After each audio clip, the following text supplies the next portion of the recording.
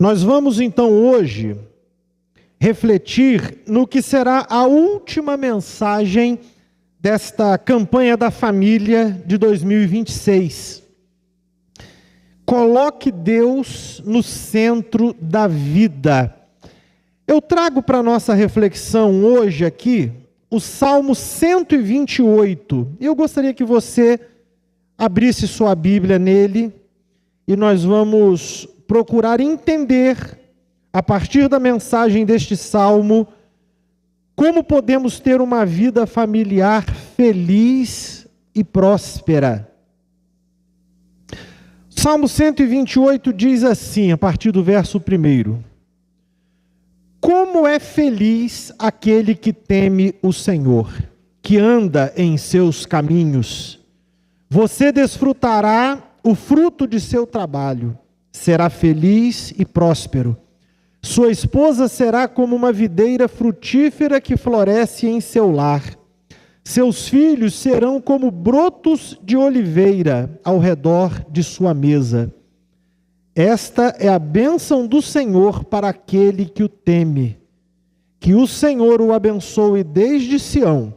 Que você veja a prosperidade de Jerusalém enquanto viver. Que você viva para ver seus netos. Que Israel tenha paz. Este salmo, eu não sei se a sua Bíblia traz isso, mas é comum que ele tenha um título aí, dizendo que é um salmo para os cânticos para os peregrinos, um cântico de romagem, não sei como é que está aí na sua Bíblia, mas era, na verdade, ele faz parte, de um grupo de salmos que eram entoados durante as viagens que um israelita fazia a Jerusalém para participar ali das festividades religiosas. Famílias inteiras se dirigiam a Jerusalém em caravanas e estas canções eram então entoadas ali. Era uma canção que ela tinha um significado tanto pessoal quanto comunitário, porque nós poderemos ver aqui que tudo aquilo que eles refletiam nesta canção e a experiência individual, ela reverberava na vida de todo o povo de Deus também. Este é um salmo que celebra a bondade de Deus, que celebra de fato esse cuidado, a bênção de Deus.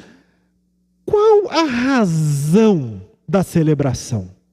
Qual era a razão que eles encontravam então? Nós não sabemos quem escreveu este salmo, mas foi alguém que pôde ver os resultados que uma pessoa que temia ao Senhor e andava em seus caminhos experimentava em sua vida.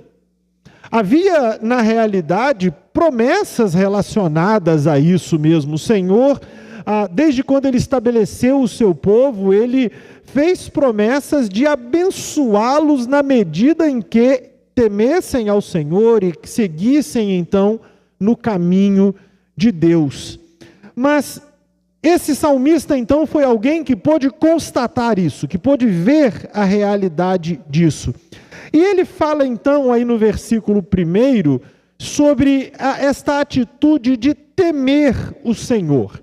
Mas é importante nós destacarmos que quando ele fala aqui sobre temor, ele não está falando de medo, ele não está falando de um sentimento paralisante, sufocante, que deixasse a pessoa de alguma forma sem ação, mas ele está se referindo por temor a esta obediência reverente ao Senhor. Eu gostei muito de uma expressão que ouvi sobre esse temor há algum tempo atrás, se não estou enganado, do reverendo Augusto Nicodemos, presbiteriano, e ele usou uma expressão muito interessante, e ele disse assim: temor é amor reverente, não é medo de forma alguma, mas é um senso diante do Senhor de responsabilidade, de obediência e de um amor realmente voltado para Ele. O livro de Provérbios, ele vai falar um pouco a respeito desse temor do Senhor. Eu quero citar algumas coisas aqui de Provérbios para você nesse sentido. Na verdade, o primeiro deles, lá em Provérbio capítulo 8, versículo 13, onde ele vai associar o temer o Senhor a odiar o mal. Capítulo 8, versículo 13 de Provérbios, diz assim: quem teme o Senhor odeia o mal. E aí ele conclui: portanto, odeio o orgulho e a arrogância, a corrupção e as palavras perversas. Ou seja, ele compreendia muito bem que temer ao Senhor significava objetivamente uma renúncia por aquilo que é mal, uma rejeição mesmo de tudo aquilo que é mal. E aí por isso ele dizia: odiar o orgulho, a atitude altiva, arrogante. Ele fala sobre odiar também a corrupção, toda prática ímpia, perversa, e odiar também palavras perversas. Palavras que refletem esse coração mau. No capítulo 14 de Provérbios ainda, me acompanhem por gentileza, em Provérbios 14, versículo 27, ele diz algo muito interessante aqui também. Ele diz assim: o temor do Senhor é fonte de vida, ajuda a escapar das armadilhas da morte. É muito interessante ele dizer essa expressão. Ele fala: produz vida. Temer ao Senhor nos coloca em contato com a fonte da vida. E o temor do Senhor nos leva realmente a escapar das armadilhas da morte. Ou seja, começa a ficar mais claro para nós também, quando no Salmo 128, então, o salmista usa essa expressão: como é feliz aquele que teme o Senhor. Como é feliz aquele que entende isso, que compreende o temor do Senhor, que se desvia do mal, que recusa o orgulho, a arrogância, a corrupção, as palavras perversas. Como é feliz quem compreende isso. Porque quem encontra o temor do Senhor, objetivamente se conecta à fonte da vida. Como é feliz quem experimenta isso. Como é feliz quem teme ao Senhor, porque tudo aquilo que a morte poderia acarretar, ele vence. Ele não fica preso àquilo e ele se livra dessas armadilhas então.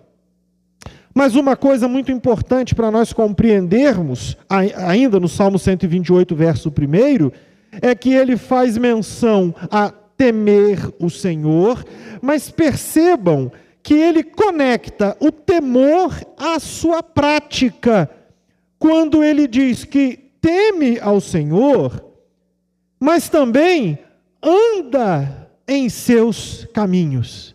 Por que que isso é tão importante para nós? Porque o temor ao Senhor não é simplesmente um sentimento que alguém tem. Não é simplesmente uma coisa que talvez incomode o coração em algum momento, mas o temor do Senhor há de se manifestar numa vida prática de obediência ao Senhor. Temer ao Senhor não é simplesmente um sentimento, mas é prática de vida realmente. E quando nós nos relacionamos assim com o Senhor, nós colhemos com isso uma vida boa, uma vida feliz de verdade. Como é feliz quem teme ao Senhor e anda em seus caminhos. O Salmo 128, então, ele celebra estas bênçãos provenientes do temor do Senhor. Ele celebra, ele se alegra nisso. E se você observar comigo, então, aí, a partir do versículo 2, ele vai começar a falar sobre isso. Ele vai trazer essas bênçãos de uma perspectiva um tanto universal. Mas vejam vocês, por que isso é significativo para nós? Porque esta bênção, ela estaria reservada apenas para alguns? Não. Ela está disponível para todo aquele que teme o Senhor e anda em seus caminhos. Não é algo reservado para alguns, mas para todo o que teme o Senhor e anda em seus caminhos. Quais são os resultados, então, que o salmista via na vida de quem teme e obedece ao Senhor? Vejam vocês que ele falará aqui sobre alguns ideais. Por que nós estamos falando aqui sobre alguns ideais? Ele está falando sobre aquilo que, de alguma forma, diz respeito a aspectos gerais da vida e que tem a ver, em algum grau, com todo ser humano. Todo ser humano. Não são promessas meramente materiais, mas têm reflexos na vida familiar e pessoal de maneira muito prática. O temor do Senhor gera resultados práticos na vida. Atentem comigo então aí para o verso de número 2. Ele diz assim, como um desses benefícios, o primeiro dos benefícios para quem teme o Senhor. Ele diz assim: você desfrutará o fruto de seu trabalho, será feliz e próspero. É muito interessante ele mencionar isso, porque o que ele considera então que quem teme ao Senhor prova? Como que é a vivência dele? Ele desfruta o fruto de seu trabalho. Sabe o que isso significa para nós? O seu esforço, o seu trabalho valerá a pena. Quem teme o Senhor tem na realidade do trabalho uma situação na qual ele consegue perceber que aquilo está de fato abençoando a sua casa, abençoando sua família, sustentando sua família. E ele diz então que você desfruta do resultado do seu trabalho, do fruto do seu trabalho. Você desfrutará com alegria disso. Você terá satisfação em perceber. Não estamos falando aqui de se muito ou de pouco, mas você vai perceber que dia a dia, por meio do seu trabalho, o Senhor vai suprindo a sua casa, e vai alimentando a sua casa, e te dá condições de trabalhar, e você verá o resultado prático disso realmente. A situação de alguém que olha e de repente fala assim, parece que tudo que eu estou fazendo é em vão, não dá resultado nenhum, é angustiante, mas aí vem o Senhor e diz assim, eu abençoo o que você faz. Quem teme ao Senhor é abençoado naquilo que faz. E a minha tradução colocou assim, será feliz e próspero. Eu não sei como é que está na sua tradução aí, mas algumas traduções colocam assim, e tudo te irá bem. É uma expressão comum nesse texto também, porque a palavra que está relacionada aí à prosperidade é isso, é um estado de bem-estar. É uma condição de bem-estar. Então ele está dizendo, o Senhor abençoará o seu trabalho, você verá o fruto do seu trabalho, sua família será suprida pelo seu trabalho, e você viverá feliz e estará em paz, e desfrutará disso. Ele não isenta ninguém do trabalho, o Senhor não isenta ninguém de trabalhar, mas Deus abençoa o trabalho de forma que você e sua família sejam supridos através dele e possam viver vidas felizes. promessa de Deus para aquele que teme o Senhor e anda em seus caminhos. O segundo benefício que é citado aí neste salmo, já no verso de número 3, na primeira parte dele, ele vai dizer o seguinte, ele diz assim: sua esposa será como videira frutífera que floresce em seu lar. Então, o segundo benefício, a segunda bênção para quem teme o Senhor e que anda em seus caminhos, é que ele terá em sua esposa, presta atenção nessa expressão, uma videira frutífera que floresce em seu lar. É muito interessante nós pensarmos no que significa isso, não é? Mas a gente precisa lembrar do que era a experiência da vida diária de alguém que vivesse em Israel naquele tempo. Nós vamos perceber uma coisa, eu quero citar para você uma passagem do profeta Miqueias, no capítulo 4, versículo de número 4 também, se você puder dar uma olhadinha nele comigo. Ele está falando sobre o reino futuro do Senhor, mas vejam só o que ele vai relatar como sendo uma experiência abençoada. Diz assim no versículo 4: todos viverão em paz, sentados sob suas videiras e figueiras, pois não haverá nada a temer. Assim prometeu o Senhor dos Exércitos. Presta atenção, que ele vai relatar como uma experiência feliz o sujeito que tivesse ali então à sua disposição uma videira e uma figueira. Concentra na videira, porque a figueira a gente vê logo em seguida. O que acontece aí que é muito interessante para nós entendermos aqui? A videira, a parreira de uvas, né? Não sei se você está familiarizado com o termo, mas aquilo que produz a uva, esta sempre foi uma figura de alegria, de satisfação. É interessante, por exemplo, no livro de Juízes, Jotão, ele conta uma parábola, e ele fala ali a respeito das árvores, não é?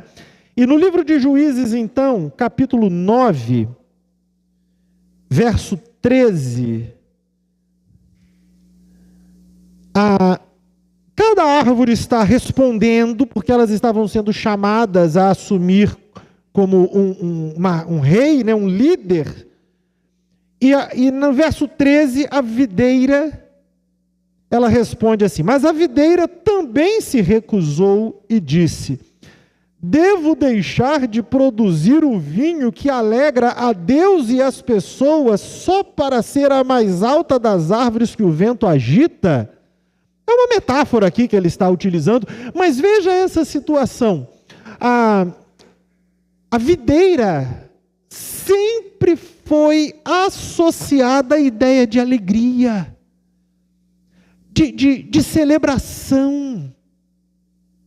E aí então, o salmista está dizendo lá a respeito desse que teme ao Senhor e diz assim: a sua esposa será como uma videira frutífera em sua casa. Ou seja, a esposa de quem teme ao Senhor será uma bênção na sua casa. Ela é fonte de prazer e de alegria para o seu marido. Quem teme ao Senhor e anda em seus caminhos, desfrutará desse prazer, desse privilégio. Dê mais uma olhada em Provérbios comigo, agora no capítulo 19, porque tem uma coisa aqui em Provérbios 19 que merece a nossa atenção, porque ele vai dizer que ela própria, ela vem das mãos de Deus. Provérbios 19, verso 14, ele diz assim: os pais deixam Os pais deixam casas e riquezas como herança para os filhos, mas apenas o Senhor pode dar uma esposa prudente. E é interessante nós observarmos isso, porque ele está dizendo, então, olha, você pode herdar propriedades dos seus pais, você pode herdar riquezas, mas ter uma esposa abençoada, isso é uma bênção de Deus, uma provisão de Deus. Mas, meus irmãos, é claro que isso se aplica também a ter um bom esposo. Você pode conquistar muitas coisas na vida, mas olha, ter um esposo abençoador, ter um cônjuge abençoador, isso é uma bênção de Deus. E ele está dizendo então assim, se você teme ao Senhor, e se você anda nos caminhos do Senhor, você será agraciado também com um cônjuge que será a sua alegria, que será bênção na sua vida, que te fará bem todos os dias. Então, se você teme ao Senhor, se você espera nele, se você busca com a sabedoria que ele dá, o seu casamento será abençoador. Temer ao Senhor, andar em seus caminhos, fará com que você tenha a experiência abençoada de ter um cônjuge que traz alegria para a sua casa, que alegra a sua casa. O terceiro benefício, na segunda parte do Salmo 128, verso 3, ele diz assim: seus filhos serão como brotos de oliveira ao redor da mesa. Ele está mencionando esses filhos como brotos, então, e lembram-se que a ideia de uma vida feliz era o indivíduo poder desfrutar de uma videira e de uma oliveira ali em sua casa. E ele está dizendo agora que os seus filhos serão como brotos de oliveira. Ao redor da mesa, os brotos, ainda jovens, crescem, garantindo então renovação e continuidade. Na medida em que você, como a planta já velha, estiver sentindo o cansaço, você poderá ver o privilégio dos brotos continuarem, seguirem, e no tempo devido eles darão frutos. Então, o Salmo 128, ele pinta uma cena para a gente, a cena de uma família comum, com pessoas sentadas à mesa em sua casa, com o cônjuge e os filhos desfrutando de alegre comunhão, vivendo do trabalho, e diz assim: isso é uma vida feliz, isso é uma vida abençoada pelo Senhor. O salmista, ele nos chama então, para nós olharmos para essa cena. Olha o versículo 4, ele diz assim: esta é a bênção do Senhor para aquele que o teme. Esta é a bênção do Senhor. Talvez essa cena nem represente bem a sua realidade, talvez essa cena nem faça parte das suas aspirações pessoais, mas o princípio geral aqui deste salmo é: o Senhor abençoa quem o teme e anda em seus caminhos. O Senhor abençoa, vale a pena andar nos caminhos do Senhor e temer a Ele.